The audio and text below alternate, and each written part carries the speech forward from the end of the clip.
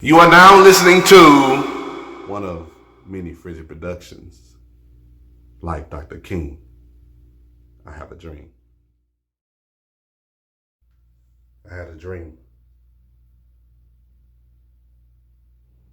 Went to sleep one night and had a conversation with the soul that I later realized was Dr. King. He let me know that he had liked the way that things had gone, but at the same time, he was not happy about a thing. He said something in a speech that went way over the people's head. He pointed it out to me and said, Frizzy, if they did not get it, they would continue to walk around dead. I told him, hold on, Dr. King, give me one shot, no pun intended, but allow me that opportunity to replay it. He looked at me with the coolest smirk on his face, letting me know that I had his blessings, and told me, Frizzy, go right ahead. So listen closely to what he said as I replay it. King said, I suspect that we are now experiencing the coming to the surface of a triple-pronged sickness that's been lurking in our body politic since from its very beginning. That is the sickness of racism, excessive materialism, and militarism. Only got one question. Did you hear what he just said? Oh no, he only gave me one opportunity, and I refuse to allow you to walk around dead. He clearly pointed out the issues and let you know that you, yes, all of you have been misled. But let me guess. Either we got too much pride or our ass is really just that scared. Either the system has you that far blind or you're making the choice just not to see it.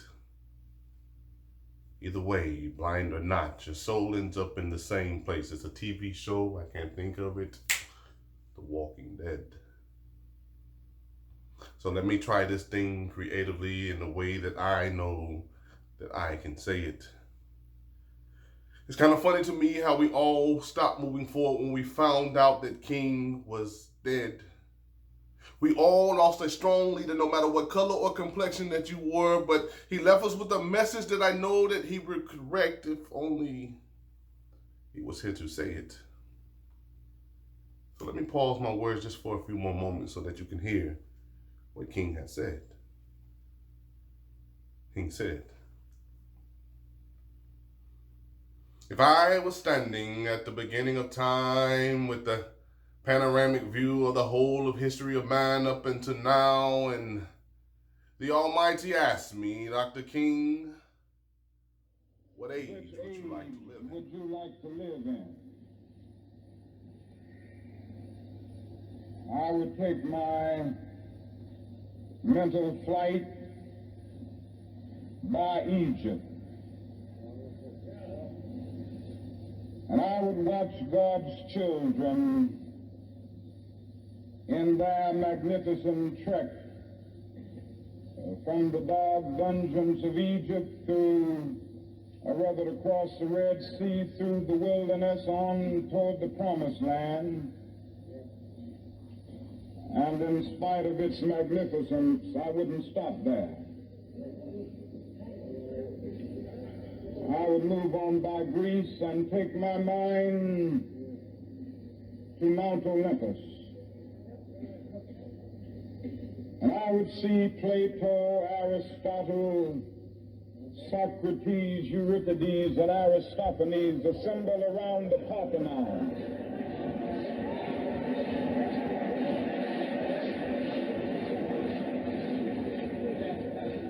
And I would watch them around the Parthenon as they discussed the great and eternal issues of reality, but I wouldn't stop there. I would go on even to the great heyday of the Roman Empire. I would see developments around there through various emperors and leaders, but I wouldn't stop there. I would even come up to the day of the Renaissance and get a quick picture of all that the Renaissance did for the cultural and aesthetic life of man, but I wouldn't stop there. I would even go by the way that the man for whom I'm named had his habitat. And I would watch Martin Luther as he tacks his 95 Theses on the door at the Church of Wittenberg, but I wouldn't stop there. I would come on up even to 1863 and watch a vacillating president by the name of Abraham Lincoln finally come to the conclusion that he had to sign the Emancipation Proclamation, but I wouldn't stop there.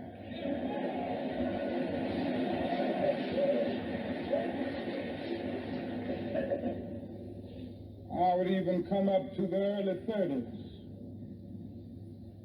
and see a man grappling with the problems of the bankruptcy of his nation, and come with an eloquent cry that we have nothing to fear but fear itself, but I wouldn't stop there. Strangely enough, I would turn to the Almighty and say, if you allow me to live just a few years in the second half of the 20th century, I will be happy.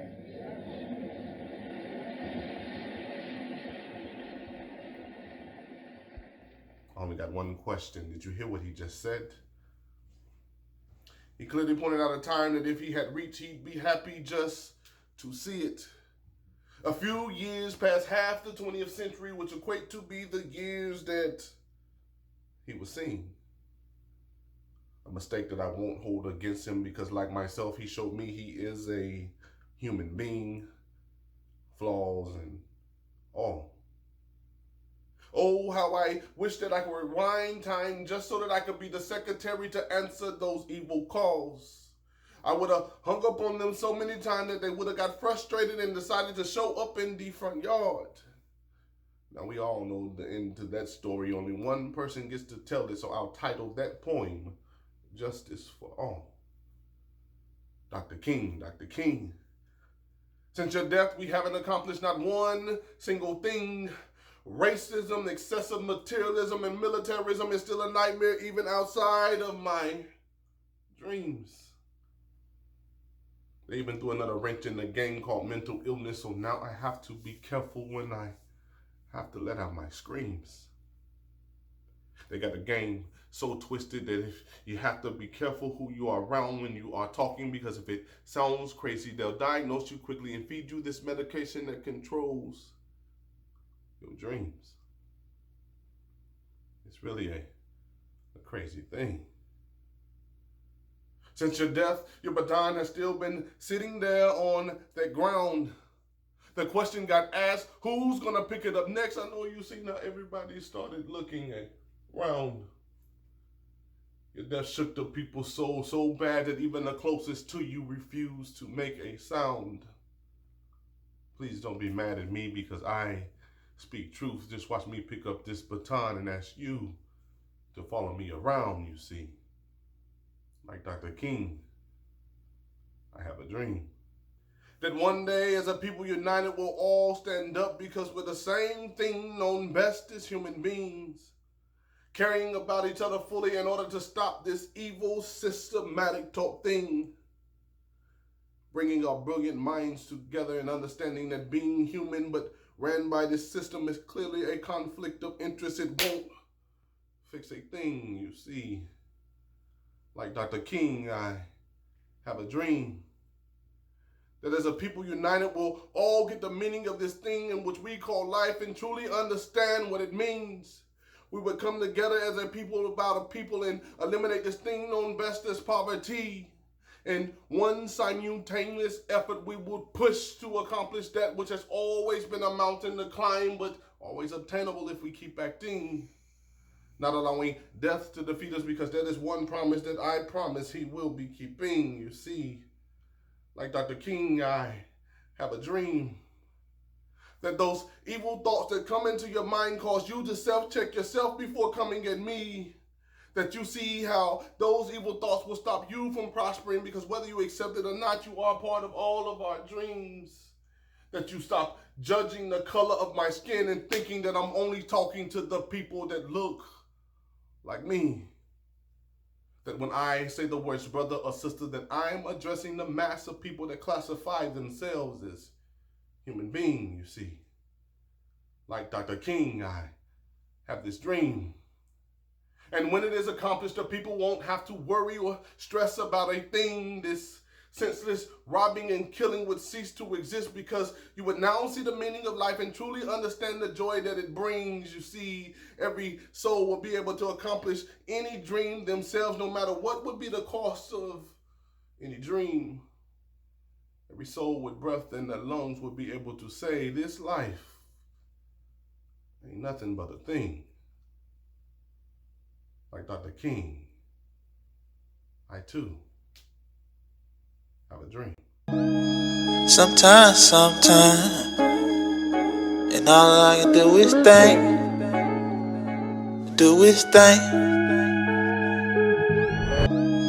Sometimes, and all I can do is think. You already know who it is. Hopefully these words that I've just shared with you in my poem, like Dr. King, I have a dream, are hitting you where they need to hit, making the impact that they need to make, and creatively creating the change that we need so very badly. So, until next time, until we meet, until whatever happens in life happens, y'all stay up, stay pushing, stay moving, stay progressing. It's your boy Frank, aka Frizzy. Like, follow, subscribe, do all that good stuff. But stay positive, stay real, stay in love. Until then, y'all be blessed. And all I can do is think,